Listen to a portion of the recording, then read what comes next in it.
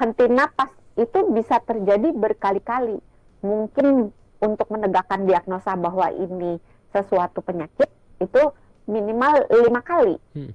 dia henti napas dalam 1 jam, bukan Ya, dalam sekali tidur ya, dalam dalam satu satu jam. jam. Bayangin aja kalau iya kalau tidur 8 jam, Hmm. 8 dikali 5 udah 40, berarti Hmm. sepanjang malam dia 40 kali henti Hmm. napas kan.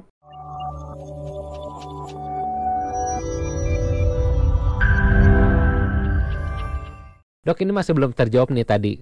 Sebenarnya kan ngorok ini bisa terjadi tadi salah satunya karena penyempitan saluran nafas ketika kita tidur gitu ya.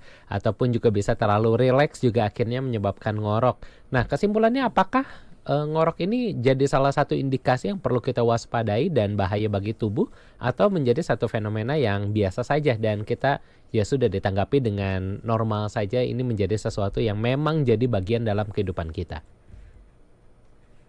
Nah, kalau dia tidak terkait dengan henti napas, itu biasanya tidak perlu dikhawatirkan. Hmm. Tetapi bila terjadinya sering, terus disertai dengan terjadinya henti nafas, Hmm. disertai juga dengan suara yang keras. Hmm. Kalau ngoroknya cuma lembut-lembut aja biasanya nggak apa-apa, tapi Hmm. disertai dengan suara keras sehingga mengganggu pasangan tidurnya, itu bisa berpotensi menyebabkan gangguan kesehatan yang lainnya, Hmm. yang jika tidak ditangani maka bisa menimbulkan komplikasi yang serius gitu. Oke. Nah, kenapa kalau dia rutin dan disertai dengan henti napas harus diwaspadai? Oh, nanya sendiri gitu ya modelnya. Siaran sendiri Coba deh, Dok. diulang, coba diulang saja yang nanya deh. Tadi apa pertanyaan, Dok? Lupa. Kenapa kalau ada henti napas ya? Nah, periode ketika kita terjadi henti nafas itu sebenarnya akan membangunkan kita. Jadi otak kita secara dari sononya, secara ajaib Tuhan itu merancang supaya kita tidak bisa mati karena tidak bernafas. Oke. Apabila kita bisa bernafas, dalam arti gini, kalau ini kan terjadinya penyempitan saluran nafasnya, kalau dia masih ada jalan, biarpun sempit, masih ada jalan, badannya masih napas, ya kan? Betul. Tapi pada satu ketika sumbatan gejala nafas itu terjadi secara total, maka nggak ada tuh udara dari area hidung atau mulut ke arah paru-paru, kesumbat total. Nah, dalam keadaan seperti itu, otak akan membangunkan, dalam tanda kutip, membangunkan orang tersebut supaya bernafas. Karena kalau dia bangun, dia bisa mengendalikan otot-otot di saluran pernapasan, atau dia bisa mengubah posisinya, atau dia bisa kayak menarik nafas lebih dalam supaya masuk. Nah, ketika orang ini terbangun, maka kualitas tidurnya menurun. Oke, karena bangunnya Ya, itu ya. iya, walaupun bisa jadi dia tersadar bahwa dia bangun. Dalam arti mungkin tidak bangun kayak kita sadar begini, tapi mungkin tidurnya itu dari yang mungkin udah masuk ke stage 3, dinaikkan ke stage 1 atau stage 2 gitu. Jadi yang tidur dalam dinaikkan ke tidur yang lebih dangkal. Oke. Nah, pertama itu di kualitas tidur yang menurun. Kadang-kadang kuantitas tidur juga bisa menurun karena orangnya kalau bangun kan belum bisa langsung tidur kan. Nah, terus yang kedua adalah terjadinya henti napas membuat otak dan bagian tubuh yang lain pada saat terjadi henti napas itu tidak mendapatkan oksigen. Oke. Nah, itu kan ada konsekuensinya. Coba bayangin kita kalau nggak dapat oksigen. Dan itu henti napas itu bisa terjadi berkali-kali. Mungkin untuk menegakkan diagnosa bahwa ini sesuatu penyakit, itu minimal 5 kali dia henti napas dalam 1 jam. Bukan dalam sekali tidur ya, dalam 1 jam. Bayangin aja kalau tidur 8 jam, 8 dikali 5 udah 40, berarti sepanjang malam dia 40 kali henti napas kan. Iya. Nah, itu akan meningkatkan berbagai macam penyakit resiko, berbagai resiko penyakit-penyakit terkait dengan si henti napasnya ini. Oke. Itu panjang kan? Betul, Dok. Dok, ini juga tapi menarik nih. Kita ngomongin henti nafas. Ini ada orang yang kalau ngorok ini jedanya tuh cukup panjang, Dok.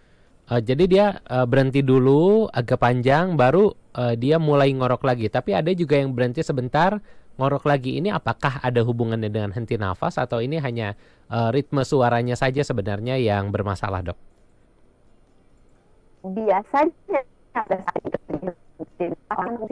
terus diakhiri dengan kayak gelagapan. Jadi dia gimana ya? Aku bisa nggak meniru ini ya? Ngorok tuh kayak harus bisa meniru nggak? Nah, bentar. Nggak bisa, saya juga nggak ngorok. Kalau ngorok itu kan kayak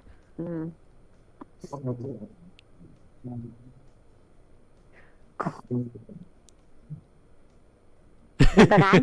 Terus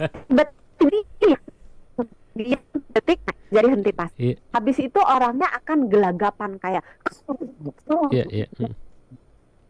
Ya, sering kan gitu kan? Dia diam. Kalau kita lihat tidak ada tanda-tanda pas, kita raba hidungnya nggak ada aliran darah, kita raba dadanya nggak naik turun, kita lihat ada naik turun. Itu terjadi napas itu ketika dia diam. Oh, okay. Walaupun tidak selalu ya, biasanya ketika diam itu terjadi henti napas. Nah, semakin panjang henti napasnya, semakin berbahaya. Berarti semakin lama otak dan badan tubuh lainnya tidak mendapatkan oksigen. Ya. Oke, Dok, ini juga ada pertanyaan yang cukup menarik dari sahabat Sonora, Dok. Selamat malam untuk sahabat Sonora Cindy di Kelapa Gading. Ini menanyakan soal, Dok, kalau saya ini ketika tidur ngorok belum tahu karena sampai sekarang belum ada orang yang ngomong kalau tidur saya ngorok kecuali lagi kecapean. Tapi terkadang beberapa kali saya suka kebangun karena saya keselak air liur sendiri. Apakah ini juga termasuk kehenti nafas atau hal yang berbeda? Terima kasih.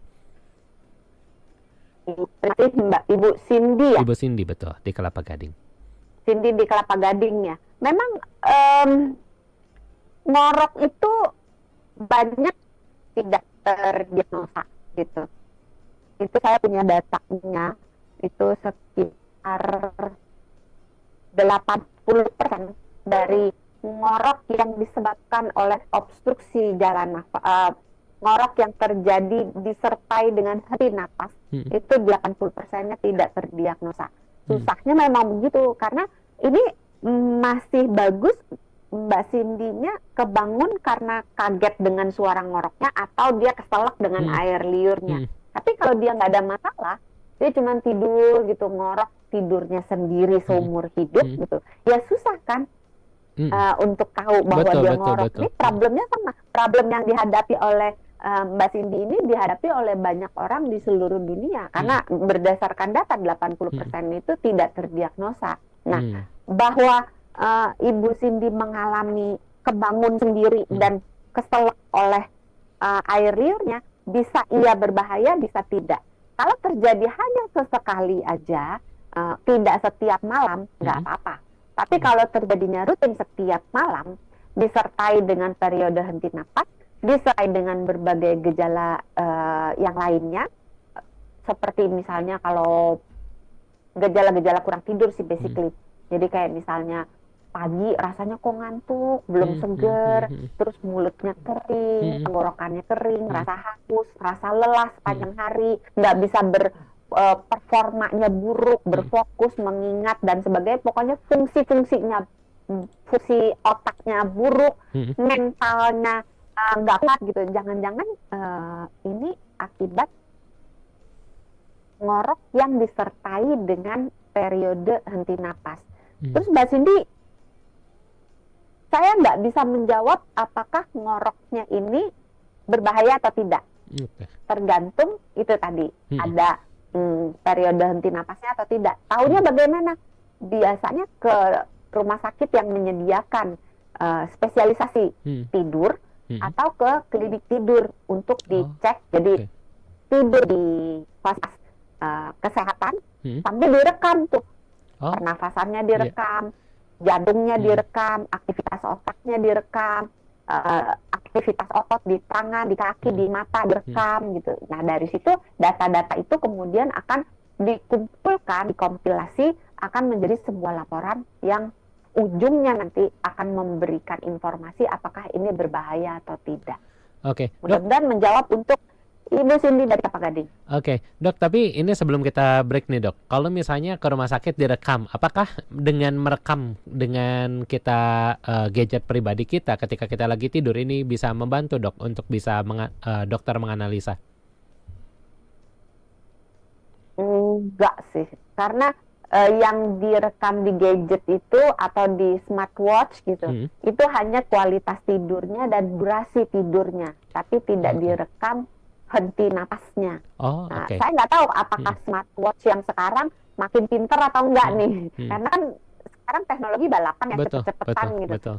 Ada periode, ada yang bisa mendiagnosa apakah ada periode henti napas, maka bisa gitu. Tapi kalau tidak ada, hanya kualitas tidur aja mungkin bisa memberi petunjuk ke arah, oh jangan-jangan ini kualitas tidurnya kan buruk, terus durasi tidurnya buruk. Padahal kayaknya jam tidurnya udah cukup gitu. Kenapa kualitas tidurnya cukup? Nah itu mungkin bisa jadi petunjuk bahwa terjadi henti napas pada saat dia tidur.